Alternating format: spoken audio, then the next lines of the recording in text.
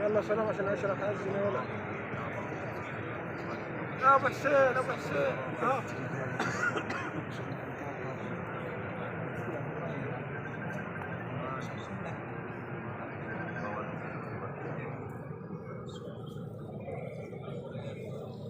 علم